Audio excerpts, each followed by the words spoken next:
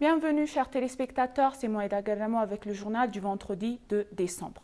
Le Premier ministre Abiy Ahmed a adressé ses meilleurs vœux et un message de félicitations au président des Émirats arabes unis, Mohammed Ben Zayed, et au peuple du pays à l'occasion de la célébration de la 51e fête nationale des Émirats arabes unis, célébrée aujourd'hui.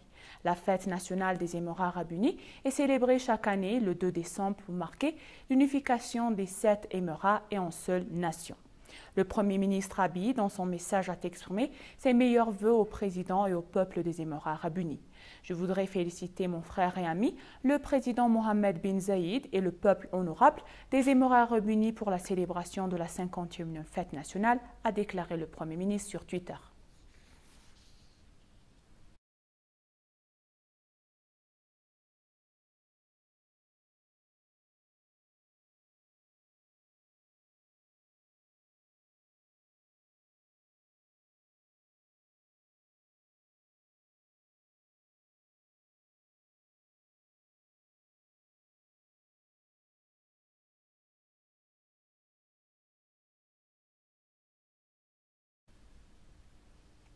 La 48e session ordinaire du Conseil des ministres de l'autorité intergouvernementale pour le développement s'est réunie à Khartoum en République du Soudan le 30 novembre. Dans son allocution d'ouverture, Walk Anagabaya, secrétaire exécutif de l'IGAD, a déclaré que des développements positifs ont été observés dans le rétablissement de la paix et la stabilité de la région, citant l'accord de paix récemment conclu en Éthiopie où l'IGAD a joué un rôle central. C'est en effet un développement bienvenu pour le peuple et le gouvernement éthiopien, la région et le continent dans son ensemble, a noté Wargana. Le secrétaire exécutif a en outre déclaré que l'IGAD travaille en étroite collaboration avec les États membres pour répondre aux défis, notamment le changement climatique, la sécheresse, les invasions, les ravageurs et les inondations saisonnières qui contribuent à la sécurité alimentaire. Demek El, le ministre éthiopien des Affaires étrangères, a souligné que la situation de paix et de sécurité est d'une importance capitale dans la région et a noté que le soutien indéfectible des États membres en ces jours difficiles est chéri par le peuple éthiopien. Les résolutions pacifiques du conflit dans le nord de l'Éthiopie, sur la base du plein respect de l'unité et de l'intégrité territoriale de l'Éthiopie, sous-tendent une leçon en tant que solution africaine aux problèmes africains dans la région et au-delà. Le ministre des Affaires étrangères a également exprimé ses inquiétudes concernant les impacts en série du changement climatique et de la sécheresse et a appelé des efforts concertés des pays membres et des partenaires pour éviter les crises immédiates. Le Conseil ministériel de l'IGAD devrait écouter le rapport sur la paix de la sécurité régionale, la situation humanitaire et publier un communiqué de presse plus tard dans la journée.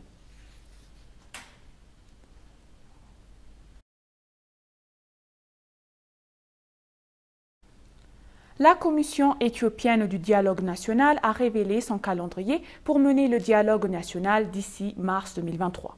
La Commission a présenté des activités en cours et ses plans de travail à la Chambre des représentants du peuple. L'ordre du jour des discussions de rassemblement sera déroulé de janvier à février, tandis que la rédaction des ordres du jour aura lieu de février à mars 2023. Présentant les activités entreprises par la Commission et ses prochains projets à la Chambre, le président de la Commission, le professeur Mesfen Araya, a affirmé que le dialogue national historique commencera au mois de mars prochain. Le professeur Mesfen a déclaré que la Commission s'est engagée dans diverses activités de préparation essentielles à la conduite efficace du dialogue national pour aider à parvenir à un consensus national. Tous les segments de la société bénéficieront d'une participation et d'une voix égale au cours du dialogue national.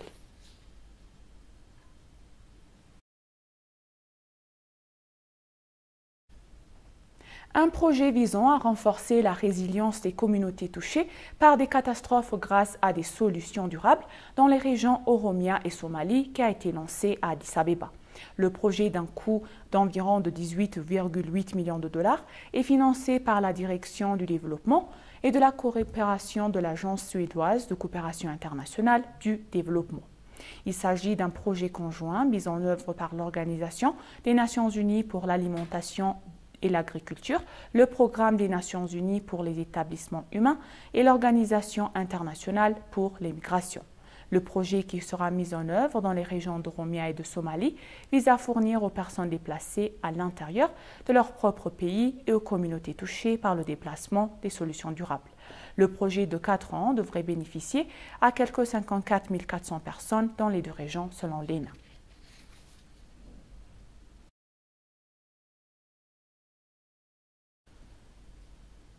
Le vice-premier ministre et ministre des Affaires étrangères de l'Éthiopie, Demmek Mekonnen, a déclaré qu'il est nécessaire de construire une force diplomatique qui s'adapte au tissu diplomatique actuel.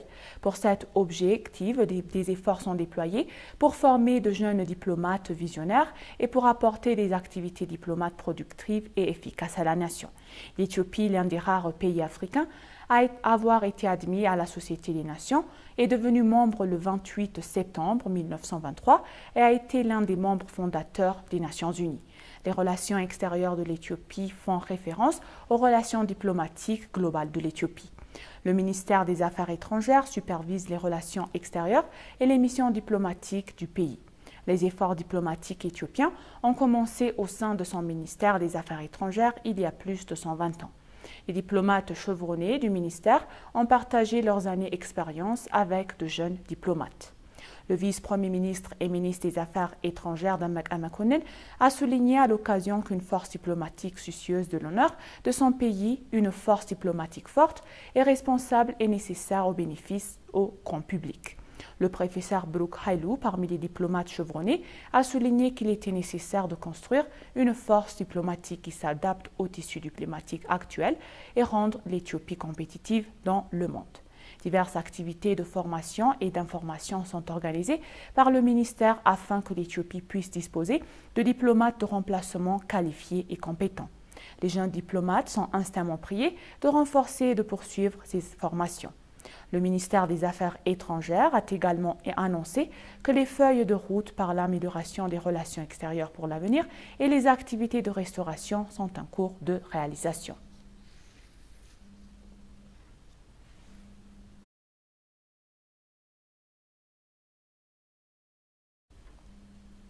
Le secrétaire général Antonio Guterres a déclaré que les Nations Unies soutiendraient pleinement les activités humaines et de développement de l'Éthiopie en mobilisant la capacité des agences des Nations Unies et en faisant appel à la communauté internationale.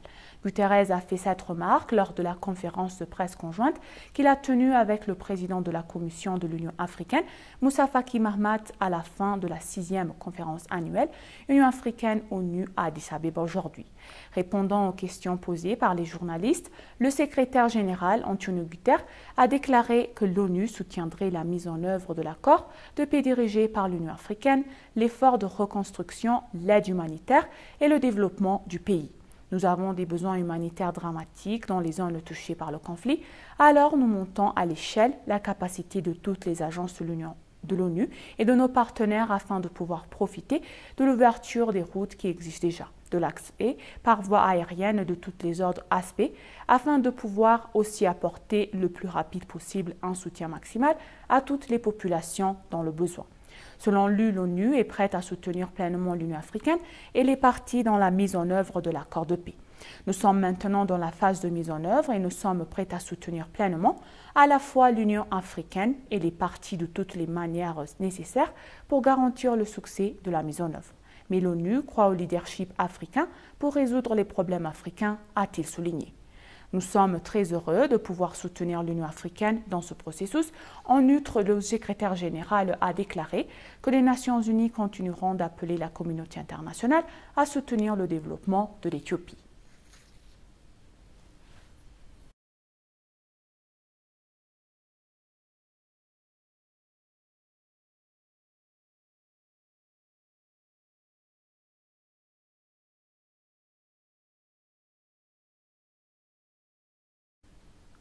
Chers téléspectateurs, nous vous rappelons les titres principaux. Le Premier ministre Abiy Ahmed a adressé ses meilleurs vœux et un message de félicitations au président des Émirats arabes unis, Mohammed bin Zayed, et au peuple pays de l'occasion de la célébration de la 51e fête nationale des Émirats arabes unis célébrée aujourd'hui.